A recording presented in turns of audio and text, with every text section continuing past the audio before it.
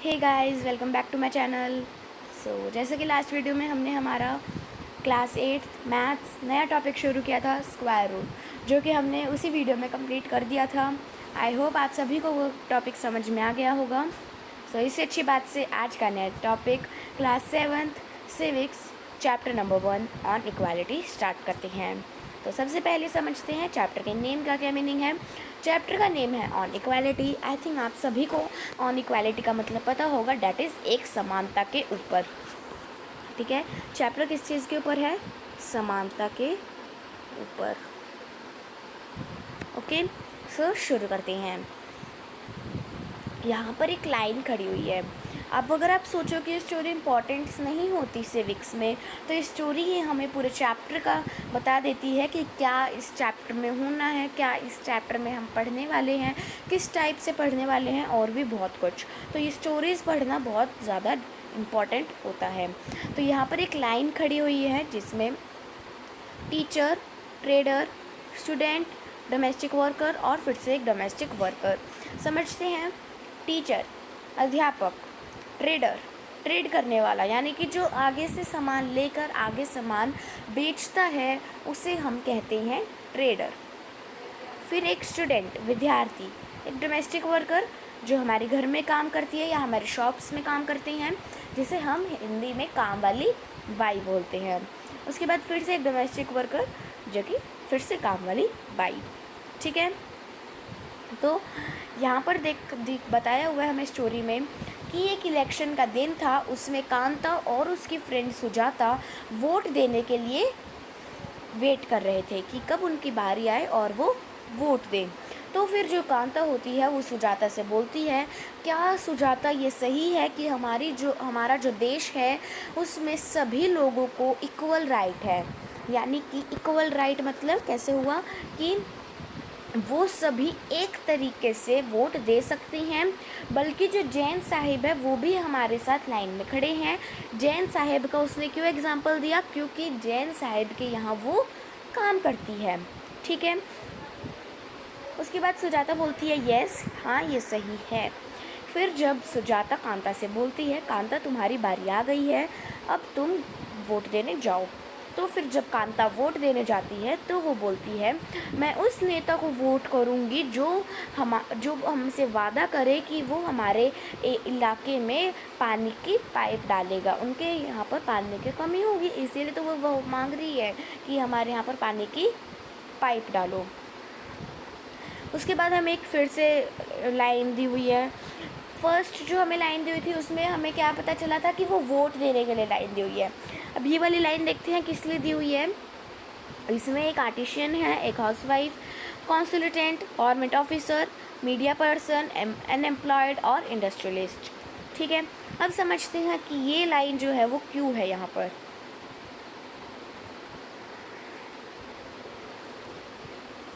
उसके बाद जो जैन साहिब होते हैं वो बोलते हैं, कांता मैं तुम्हें बाद में मिलती हूँ। तो फिर कांता बोलती है ओके नमस्ते साहिब, ठीक है। फिर जब सुजाता और कांता अपने अपने घर जा रहे होते हैं तो जो कांता होती है वो सुजाता से बोलती है कि उसकी जो बेटी गुड़िया है उसको थोड़ा सा बुखार है, फीवर है, तो वो उसको हॉस्पिटल में लेकर जाएगी। बट पहले साहिब हाउस यानी कि जैन साहिब के घर में सारा काम ख़त्म करेगी और उसके बाद उनसे एडवांस मांगेगी। ठीक है, पैसा एडवांस में मांगेगी। उसके बाद जब वो घर पे जा रहे होते हैं तो वो घर पे अपनी जो कांता होती है वो सुजाता से बोलती है कि ये तुम पी लो, कुछ उससे गरम गरम देती है, तुम ये पी लो ताकि मैं जब शाम को आऊँ तो तुम्हें हॉस्पिटल में ले जाऊँगी मैं तुम्हें। ठीक है, तुम ये पी लो, तुम इससे कुछ अच्छा फील करोगे और जब मैं शाम को वापस घर आऊँगी तो मैं तुम्हें हॉस्पिटल ले जाऊँगी। ओके, ठीक है। तो फिर जब कांता जैन साहब के यहाँ पर काम करने जा रही होती है तो वो सोचती है कि गुड़िया की कोई गलती नहीं है कि वो बीमार हो गई, क्या उसने कुछ अपने मतलब ठंडा गर्म पी लिया एकदम से ताकि वो बीमार हो गई? नहीं, उसकी जो बस्ती है जहाँ पर वो रहती है वो कभी क्लीन नहीं होती, उसमें हमेशा कचरा पड़ा रहता है। अब आप खुद ही देख सकते हो इस वाली जो ये पिक्चर दी हुई है हमें, इसमें कितना ज़्यादा कचरा है ना। देखो कभी साफ़ सफाई दिख रही है। और जो हम जहाँ पर रहते हैं अच्छे अच्छे इलाकों में, अच्छे अच्छे एरिया में, वहाँ पर कितनी ज़्यादा साफ़ सफाई रहती है। इसलिए कभी देखा है हमें बीमार होते हुए? ठीक है, हम बीमार होते हैं, हर इंसान बीमार होता है, बट इतने नहीं होते ना। ठीक है, उसके बाद अभी स्टोरी कंटिन्यू है। उसके बाद हमारा फर्स्ट टॉपिक आता है इक्वल राइट टू वोट। वो हम स्टोरी फिनिश होने के बाद ही पढ़ेंगे। फिर जब कांता जैन साहिब की यहाँ पर काम कर रही होती है, तो जैन साहिब कांता से बोलती है कि कॉर्नर्स को अच्छे से साफ़ करो। वो होता है ना, जब भी हम किसी से काम करवा रहे होते तो अपना हुक्म चलाते हैं कि यहाँ से अच्छे से साफ़ करो, यहाँ से अच्छे से साफ़ करो, है ना। उसके बाद जब वो काम ख़त्म कर देती है तो कांता अपनी जैन साहिब से एडवांस मांगती है। और जैन साहिब कांता से बोलते हैं तुम्हारा एडवांस है कांता, बट इसे हैबिट मत बना लेना। ठीक है, मैं एक बारी के लिए तुम्हें एडवांस दे रही हूँ, बट ये नहीं हो कि तुम छोटी छोटी बातों के लिए मुझसे एडवांस मांगो। तो कांता बोलती है नो मैडम, ऐसा नहीं होगा। शाम को वो डॉक्टर के जाते हैं, क्योंकि उसने अपनी बेटी से क्या बोला था कि तुम ये पी लो, तुम्हें अच्छा फील होगा। देन जब मैं शाम को वापस घर आऊँगी तो मैं तुम्हें हॉस्पिटल ले जाऊँगी। तो फिर वो जब हॉस्पिटल जाते हैं तो वो लाइन में खड़े होते हैं, क्योंकि वो गरीब होते हैं। अमीर तो मतलब इमरजेंसी में घुसकर अपना नंबर लगवा लेगा, एक्स्ट्रा पैसे देकर ले अगर चला जाएगा। तो फिर जो कांता होती है वो सोच रही होती है कि जो जैन मैडम और जैन साहिब है वो कभी ऐसे लाइन में नहीं खड़े होंगे जैसे कि वो वोट देने के लिए लाइन में खड़े हुए थे, है ना। अगर उनका बच्चे ऐसे बीमार हुए और वो ऐसे कभी लाइन में क्या खड़े होंगे? नहीं होंगे, क्योंकि वो अमीर है और वो इमरजेंसी में या फिर एक्स्ट्रा पैसे देकर आगे बढ़ जाएंगे। और फिर जो कांता होती है वो अपनी बेटी से बोलती है जस्ट फ्यू मोर मिनट्स बेटी, थोड़ी मिनट्स और, थोड़ी देर और, क्योंकि वो लाइन में खड़ी होती है ना, है ना। तो इसीलिए सॉरी।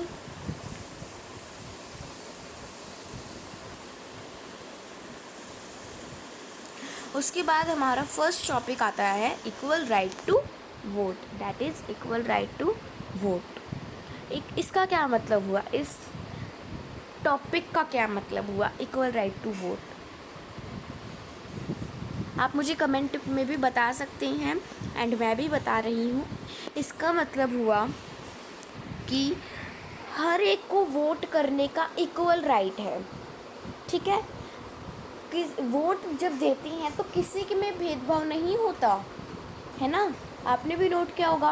अब अगर चाहे कोई भी आ जाए, चाहे कोई नेता किसी को वोट करने आया है, तो वो ये नहीं है कि मतलब किसी मतलब वो आगे बढ़ जाएगा या फिर वो 2 वोट दे देगा, 3 वोट दे देगा, उसको भी 1 वोट देने का हक है। वो लाइन में खड़े होकर वोट देगा, वैसा नहीं एक्स्ट्रा पैसा देकर वोट दे देगा, नहीं। जैसे लाइन में खड़े होकर धीरे धीरे वोट देने की बारी आती है, टर्न आती है, वैसे ही चाहे अमीर हो चाहे गरीब हो, उसकी भी वोट देने की बारी वैसे ही आती है। लाइन में खड़ा होना है, उसके बाद वोट आएंगे, बारी आएगी, टर्न आएगा और फिर उनको वोट देना होगा। ठीक है, अब समझते हैं इस टॉपिक में हमें क्या दिया हुआ है। The story above begins with Kanta standing in the line to cast her vote. जो ऊपर हमने स्टोरी पढ़ी उसमें जो कांता थी वो एक लाइन में खड़ी हुई थी वोट देने के लिए। Look again at the various people who are standing in line with her. तुम फिर से देखो कि बहुत सारे लोग उसके साथ लाइन में खड़े हुए थे। Kanta recognize her employer Ashok Jain and Chhotelal her neighbour. जो कांता थी वो अपने अशोक जैन और छोटेलाल उसके नेबर के साथ भी खड़ी हुई थी। In a democratic country like India, all adults irrespective of what religion they belong to। एक डेमोक्रेटिक कंट्री में, डेमोक्रेटिक के बारे में हम आगे डिटेल में पढ़ेंगे। जैसे कि इंडिया, उसमें जितने भी अडल्ट्स होते हैं वो किसी भी कास्ट से हो, किसी भी धर्म से हो, वो कहाँ से भी आए हो, उन सबको वोट देने का हक है। How much education they had, what caste they are, or whether they are rich or poor are allowed to vote. वो कितने भी पढ़े हो, कितने भी मतलब अनपढ़ हो, कैसे भी हो, मतलब पढ़े लिखे हो, पढ़ाई ना करी हो उन्होंने, कैसे भी हो, वो कोई सी भी कास्ट से हो, नीची जात हो, उनकी ऊंची जात हो, वो गरीब हो, अमीर हो, उनका कलर कैसा भी हो, ब्लैक वाइट, सबको वोट देने का हक है। This, as you have already read in class 6th book, is called Universal Adult Franchise and is an essential aspect of all democracies. ये हमने क्लास 6th में भी पढ़ा था कि इसे हम बोलते हैं यूनिवर्सल एडल्ट फ्रेंचाइजी। क्या बोलते हैं? Universal adult franchise. और इसमें हर एक अडल्ट को, यानी कि, और इसमें जो होता है हर एक अडल्ट को वोट देने का हक होता है, चाहे वो कोई कैसा भी हो। ठीक है। The idea of universal adult franchise is based on the idea of equality because it states that every adult in a country irrespective of their wealth and the communities he belong to has one vote। और ये जो universal adult franchise का idea आया था वो कौन सी idea पे based है? इक्वालिटी पर बेस्ड है। इसका मतलब यूनिवर्सल एडल्ट फ्रेंचाइजी का भी तो मतलब यही हुआ ना कि जो मतलब भेदभाव नहीं होता जिन चीज़ में, और उसको वोट देने का हक होता है हर एक को, उस प्रोसेस को हम कहते हैं यूनिवर्सल एडल्ट फ्रेंचाइजी। ठीक है। तो आपको तो इतना समझ में आ ही गया होगा कि इसका भी तो यही मतलब हुआ कि वो चाहे कोई सा भी हो, कोई सी भी कंट्री से हो, अडल्ट हो, ठीक है, उसको मतलब कोई एक वोट देने का हक है। Kanta is excited to vote and happy that she is equal to all of the others because each of them has one vote. जो कांता थी वो गरीब थी, तो इसीलिए वो खुश थी कि उसको भी वोट देने का हक है जैसा कि सबको है, और वो सबके बीच में खड़ी है क्योंकि सबको वोट देने का हक होता है। क्योंकि ज़्यादातर चीज़ें ऐसी होती हैं जिसमें सिर्फ़ और सिर्फ अमीरों का हक होता है, गरीबों का हक नहीं होता। बट वोट देने के लिए चाहे गरीब हो चाहे अमीर हो, सबका हक है ना। But as her day goes on, Kanta becomes less certain about what this equality really means. जैसे जैसे दिन गुजरता गया, जैसे जैसे शाम हुई, जैसे जैसे रात हुई, कांता सोचने लग गई कि ये इक्वालिटी का सही मतलब होता क्या है। What is it makes Kanta unsure? कि कांता को ऐसा किसने बनाया, कौन से इंसिडेंट ने बनाया। Let us take a look at a day in her life. एक दिन ले लेते हैं और उस दिन को देखते हैं उसकी ज़िंदगी का। She lives in a slum and has a drain behind her house. वो एक बस्ती में रहती थी। अब आप सोच रहे होगे कि स्लम का मतलब क्या होता है, तो स्लम का मतलब क्या होता है? बस्ती। Okay, slum is equal to basti. वो एक बस्ती में रहती थी और उसके आसपास बहुत ज़्यादा कचरा रहता था। उसकी मतलब वो ऐसे साफ़ सफाई नहीं रहती। ठीक है। यहाँ पर ड्रेन का क्या मतलब हुआ? ये ड्रेन है, कहीं बारिश सोच लो तो ये ड्रेन है, और ड्रेन का क्या मतलब हुआ? साफ सफाई।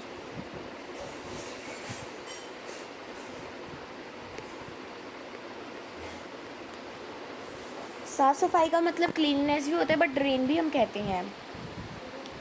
Her daughter is sick but she cannot take the day off from work because she needs to borrow money from her employers to take her child to the doctor.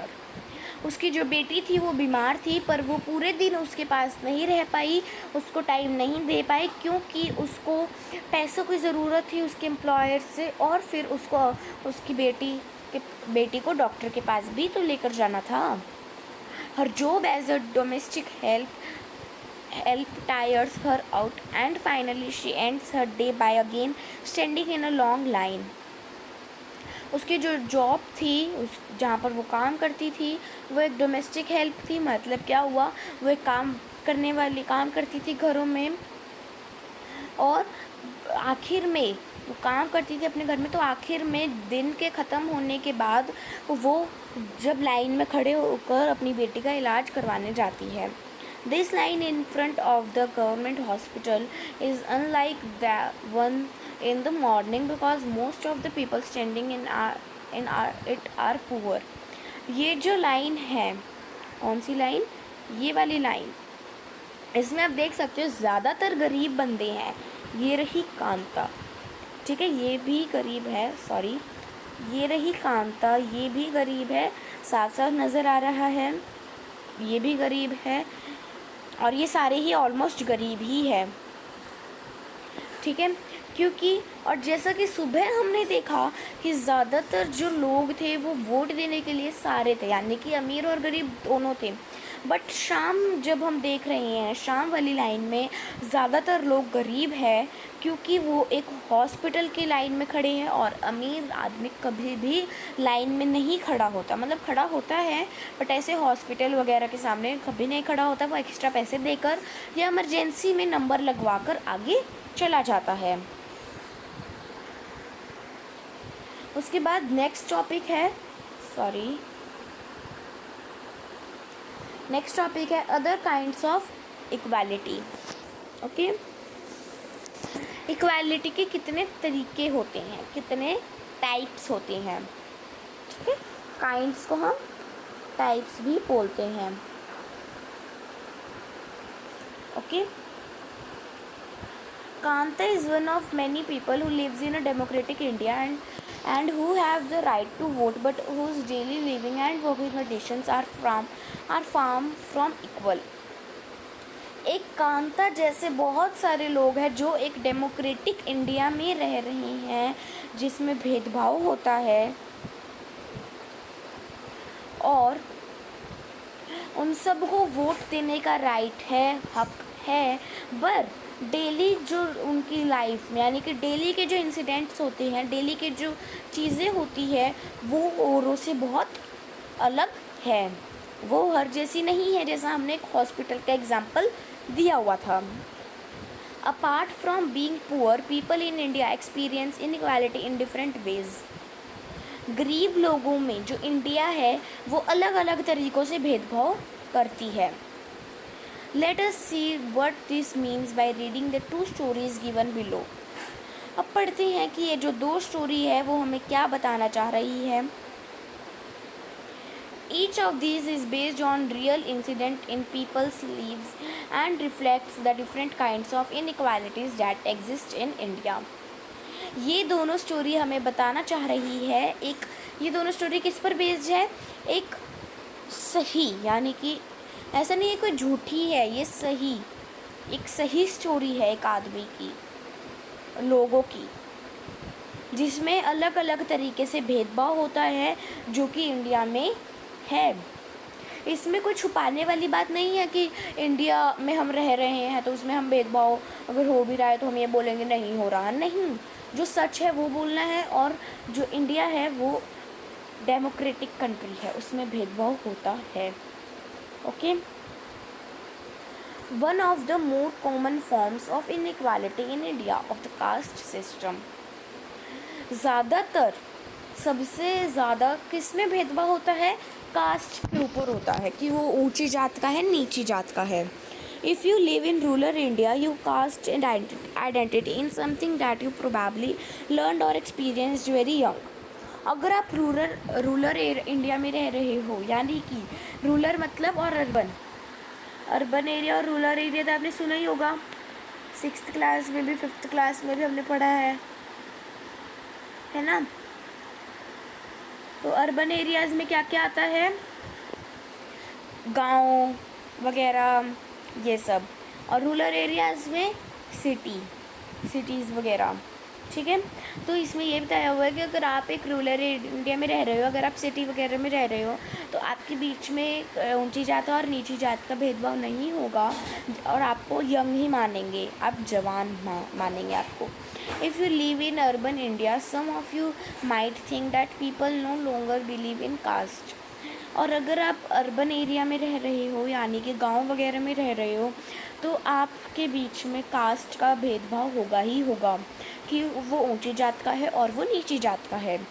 But just look at these matrimonials shown from a leading English newspaper and you will see how important the issue of caste continuous to be in the minds of highly educated urban Indians. जो मतलब ये सारे जो हमें side में दिए हुए हैं, हाँ, ये वाले जो साइड में हमें 3 न्यूज़पेपर कटिंग्स दी हुई है, इसे ये पढ़ना बहुत ज़्यादा इम्पॉर्टेंट है। ये इंग्लिश न्यूज़पेपर दिए हुए हैं हमें, और इसमें हमें बताया हुआ है कि तुम बहुत ज़्यादा हाईली एजुकेटेड हो जो अर्बन एरिया में रहते हैं, यानी सिटीज़ वगैरह में रहते हैं। तो फर्स्ट देखते हैं कौन सा पीस लिया हुआ है, ये वाला ग्रीन वाला। Aliens invited for 32 by MMS by 5:4 by fair by B full girl working in IT Co Mumbai from BE MBA boy working in Mumbai abroad from IT industry caste no bar C ST excuse send BHP must Prof Que FD Bufful tall girl 4 Gupta boy 28 by 6 CA working MNC TXS USA $80K Tamil Brahmin Liengar groom 1981 born by Natharuva Keshwapa Gothram Swathi star 180 centimeters tall fair। Okay एक newspaper की cutting है, तो इसमें समझाने वाला I think मुझे कुछ नहीं लगता। बाकी अगर आपको समझना है तो मुझे कमेंट बॉक्स में लिख देना, मैं वीडियो में समझा दूँगी। एंड अगर वीडियो पसंद आए तो लाइक कर देना, शेयर कर देना अपने फ्रेंड्स में, एंड चैनल को सब्सक्राइब कर देना ताकि हर चैप्टर की नोटिफिकेशन आपको मिल जाए। Now let us read a story about the experience of a Dalit child attending school. हमने पहले कांता और सुजाता की स्टोरी पढ़ी, अब हम पढ़ने वाले हैं एक और स्टोरी जो कि एक दलित चाइल्ड के ऊपर है एक स्कूल में। दलित कौन से होते हैं? गरीब, जो गरीब लोग होते हैं, ठीक है। You have already read about Dalit in class 6th book. आपने दलित के बारे में क्लास 6th की बुक में भी पढ़ा होगा। Dalit is a term that the so-called lower caste is used to address themselves। जो दलित होते हैं वो बहुत ही ज़्यादा लोअर कास्ट के होते हैं और उनको अपने आप पे बहुत ज़्यादा गर्व भी होता है, मतलब ये सोचते हैं वो कि हम ही हैं। Dalit means broken, and by using this word lower caste are pointing to how they were and continue to be seriously discriminated against।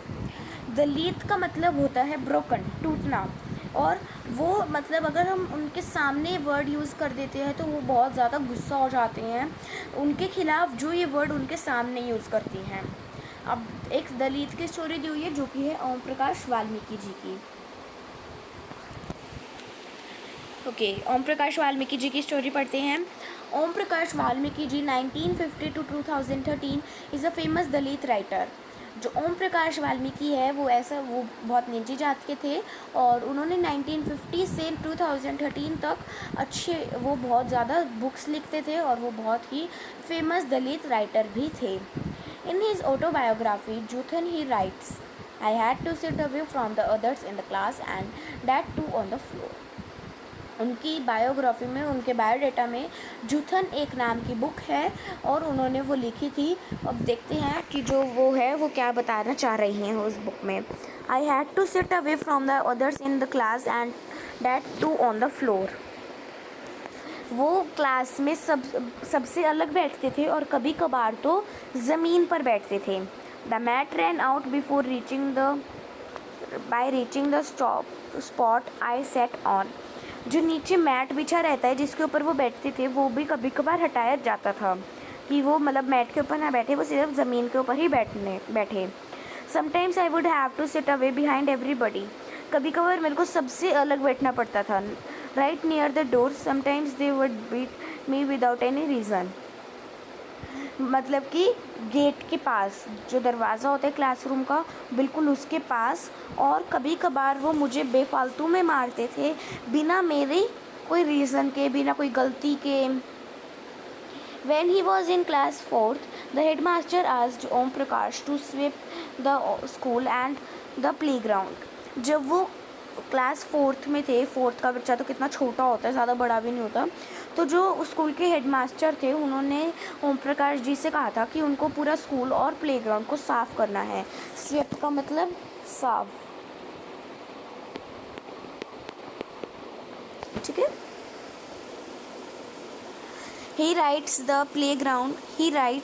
the playground was very larger than my small physique could handle, and in cleaning it my back began to ache. उन्होंने लिखा कि जो playground था वो बहुत ही ज़्यादा बड़ा था, उनके साइज़ के हिसाब से वो बहुत ज़्यादा बड़ा था, और वो मतलब उनको दे दिया था कि तुम्हें इसको साफ़ करना है।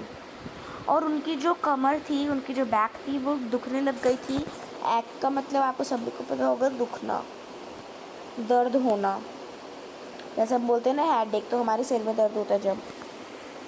My face was covered with dust, उनका जो फेस था वो डस्ट से भर गया था।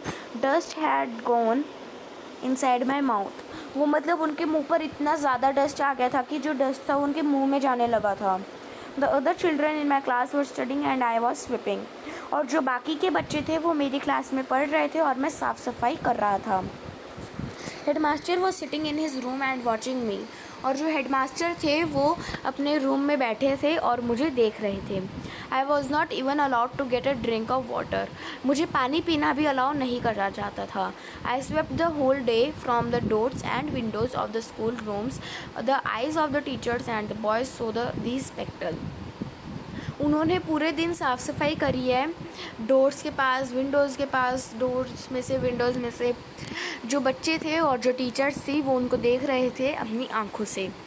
ओम Prakash was made to sweep the school and the playground for the next couple of days, and this only came to an end with when his father who happened to be passing by saw his son sweeping. मतलब जो school के headmaster थे उनको ये आदत पड़ गई थी कि उन्होंने एक दिन करवा लिया तो वो ये सोचते थे अगले दिन भी जब ओम प्रकाश वाल्मीकि जी आएंगे तो वो उनसे साफ़ सफाई ही करवाएंगे। पर वो कैसे, उनका मतलब वो उन्होंने कैसे नहीं करवाए, क्योंकि जब उनके जो फादर थे ओम प्रकाश वाल्मीकि जी के, वो उधर वहाँ से गुजर रहे थे और उन्होंने देखा कि उनका जो बेटा है ओम प्रकाश वाल्मीकि जी वो साफ़ सफाई कर रहे हैं। He confronted the teachers and then walking away from the school holding Om Prakash's hand, he said loudly for all of them to hear, "You are a teacher, so I am leaving now." वो उनको मतलब बहुत ज़्यादा गुस्सा आ गया था और वो स्कूल के अंदर आए, उनको टीचर्स के ऊपर बहुत ज़्यादा गुस्सा आ गया था और वो स्कूल के अंदर आए और उन्होंने ओम प्रकाश वाल्मीकि जी का हैंड पकड़ा और फिर उन्होंने बहुत तेज चिल्लाकर कहा, "यू आर अ टीचर, तुम एक टीचर हो, अध्यापक हो, so I am leaving now, अब मैं यहाँ से जा रहा हूँ। But remember this much master, he will study right here in this school, and not just him but there will be more coming after him." उन्होंने हेडमास्टर को ये बोला था कि तुम ये याद रखना मास्टर कि तुम इसी स्कूल में पढ़े हो और इसी स्कूल में बहुत सारे बच्चे पढ़ते हैं, और तो आगे से जितने भी बच्चे आएंगे, मैं मतलब बोल रहा हूँ कि आगे से स्कूल में कोई बच्चा नहीं आएगा, क्योंकि उनके फादर को बहुत ज़्यादा गुस्सा आ गया था कि उनके बच्चे मतलब ऐसे साफ़ सफाई कर रहे हैं और बाकी सारे बच्चे पढ़ रहे हैं और सब बच्चे भी देख रहे हैं और टीचर भी देख रही है, फिर भी उनको कोई नहीं रोक रहा। The second story is based on the incident that took place in one of India's larger cities and is common practice in most parts of the country. और जो सेकेंड स्टोरी है वो एक बहुत इंडिया की लार्जर सिटीज़ के ऊपर based है और वो कंट्री में बहुत सारी छोटी छोटी पार्ट्स पे भी बताई हुई है। It is a story about Mr. and Mrs. Ansari who were looking to rent an apartment in the city. ये मिस्टर और मिसेस अंसारी के ऊपर है जो कि इस अपनी सिटी में एक अपार्टमेंट ढूंढ रहे हैं रेंट के लिए। They had the money and so paying the rent was no problem. उनके पास पैसा है और वो रेंट देंगे तो उनमें कोई प्रॉब्लम नहीं है। They went to a property dealer for help to find a place. वो एक प्रॉपर्टी डीलर के पास जाते कि एक जगह ढूंढ दो रेंट के लिए। The dealer informed them that he knew about quite a few apartments that were available for rent. Dealer ने उन्हें इन्फॉर्म किया कि उनको कुछ अपार्टमेंट्स के बारे में पता है जो कि रेंट के लिए अवेलेबल है। They visited the first apartment and the Ansaris liked it very much and decided to take it. उन्होंने अपनी वो फर्स्ट अपार्टमेंट पे जाते हैं और जो अंसारी थे वो अंसारीज थी, मिस्टर और मिसेस अंसारी थे, उन दोनों को ही वो जो अपार्टमेंट होती है वो बहुत पसंद आती है और वो डिसाइड करते कि हम इसी में रहेंगे. However, when the landlady found out their names, she made an excuse about how she could not rent to the house to someone who ate meat because the building did not have any non-vegetarian residents.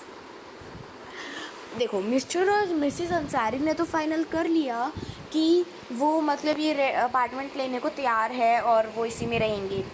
But जो landlady थी, जो landlord थी और वो lady थी, उन्होंने एक बहाना बनाया कि इस बिल्डिंग में मीट खाने वाले, जब उनको उनके नाम से पता चले तो इस बिल्डिंग में मीट खाने वाले लोग नहीं रहते, क्योंकि मतलब कि भाई होता है ना जैसे कईयों का कि हमारे यहाँ पर भगवान है तो मीट खाने वाले नहीं रखते या नॉन वेजिटेरियन वाले नहीं हैं आते. तो ऐसे ही both the Ansaris and the property dealer were surprised to hear this because they could smell fish being cooked in the neighbor's house. जो अंसारी था और अंसारीज थे और डीलर था, वो दोनों ये बहुत सरप्राइज हो गए, शॉक हो गए, क्योंकि उनके नेबर्स में से मछली पकाने की स्मेल आ रही थी. The same excuse was repeated in the second and the third apartments. और जो सेकेंड और थर्ड अपार्टमेंट थी उन दोनों में भी यही एक्सक्यूज़ बनाया गया. Finally, the property dealer told them that they might want to change their names and called themselves Mr. and Mrs. Kumar. उसके बाद आखिर में डीलर ने उन्हें कहा कि तुम अपने नेम चेंज कर लो और रखो मिस्टर और Mrs Kumar. The Ansaris were reluctant to do this and decided to took some more. और जो अंसारी थे उन्होंने डिसाइड किया कि ठीक है हम ऐसे ही कर लेंगे. इन द एंड लास्ट में it took a whole month of looking at apartments before they found a landlady who was willing to give them a place on rent. Last में उन्हें पूरा महीना लग गया था, पूरा मंथ लग गया था अपार्टमेंट्स ढूंढने के लिए. और फिर आखिर में जो लैंड लेडी थी उन्होंने उन्हें एक प्लेस बताई रेंट के लिए. उसके बाद आता है टॉपिक रिकॉग्नाइजिंग डिग्निटी. ओके, इसे भी पढ़ते हैं. You have understand by now that the caste we are born into, the religion we practice, the class background we come from, whether we are male or female. आप इन सब से तो मतलब परिचित हैं ही कि आप कौन सी कास्ट से हैं, जहाँ से आप बॉर्न करते हैं, और कौन सी रिलीजन से हैं, आपका बैकग्राउंड कैसा है, और आप मेल हो या female. These are often the things that are determine why some people are treated unequally. जब ये सारे ही गुण एक इंसान में होते हैं तो कुछ लोगों में भेदभाव क्यों होता है. Om Prakash Valmiki and the Ansaris are being treated unequally on the basis of differences of caste and religion. जो ओम प्रकाश वाल्मीकि जी थे और अंसारीज थे वो दोनों ही कास्ट और रिलीजन की वजह से उन दोनों में भेदभाव किया गया था. ओम प्रकाश वाल्मीकि जी में इसलिए किया गया था क्योंकि वो नीची जात के थे, और अंसारीज में इसलिए किया गया था क्योंकि वो उनकी कास्ट जो थी वो अंसारी थी और वो मीट खाते थे. ठीक है, और उनको रेंट के लिए हाउस भी नहीं दिया था किसी ने. When persons are treated unequally, their dignity is violated. जब इंसान अनइक्वल यानी कि जब इंसानों में भेदभाव होता है तो डिग्निटी बोला जाता है उन्हें, कि यहाँ पर डिग्निटी हो गई. The dignity of both Om Prakash Valmiki and the Ansaris was violated because of the way in which they were treated. जो ओम प्रकाश वाल्मीकि जी थे और अंसारीज थे उन दोनों को ही अलग अलग तरीके से ट्रीट किया गया था. By picking on him and making him sweep the school because of his caste. उन्हें उठाया गया था और पूरे स्कूल में स्वेप यानी कि साफ़ सफाई करने को बोला गया था क्योंकि उनकी कास्ट की वजह से. Om Prakash Valmiki schoolmates and teachers hurt his dignity badly and made him feel as if he was less than equal to all other students in the school. और उसके बाद जब ओम प्रकाश वाल्मीकि जी थे उन्होंने पूरे स्कूल में, पूरे मतलब स्कूल में उनको जब गुस्सा आया था और उन्होंने ये सब बोला था, तब जो टीचर्स थे और स्कूलमेट्स थे उन्हें बहुत ज़्यादा बैडली हर्ट हुआ था, बहुत ज़्यादा मतलब उन्हें दुख हुआ था कि जितने भी बच्चे हैं उन्हें इक्वल ट्रीट करना चाहिए स्कूल में। Being a child, Om Prakash Valmiki could do very little about the situation that he was in. जब वो छोटे थे तब ओम प्रकाश वाल्मीकि जी ने बहुत छोटी छोटी सिचुएशन से सामना किया है। It was his father who, on seeing his son's whip, felt angry by this unequal treatment and confronted the teachers. वो जो मतलब किसी को भी ऐसे दुख नहीं हुआ था कि वो छोटा बच्चा है और वो साफ सफाई कर रहा है, सिर्फ उनके एक पिता ही थे, एक फादर ही थे जिन्होंने उन्हें साफ़ सफाई करते हुए देखा और वो एंग्री हो गए कि मतलब वो गुस्सा हो गए कि मेरे बेटे को ट्रीटमेंट यानी कि अच्छा ट्रीटमेंट नहीं दिया जा रहा। कॉन्फ्रोंटेड द टीचर्स यानी कि टीचर्स पर भी गुस्सा हो गए थे। ओके, आगे बढ़ते हैं। Okay, The Ansari's dignity was also hurt when persons refused to lease their apartments to them. जो अंसारीज थे उनका भी दिल दुखा था जब लोगों ने उन्हें अपार्टमेंट को रेंट पे देने के लिए मना कर दिया था। However, when the property dealer suggested that they change their name, it was their dignity or self-respect that made them refuse this suggestion.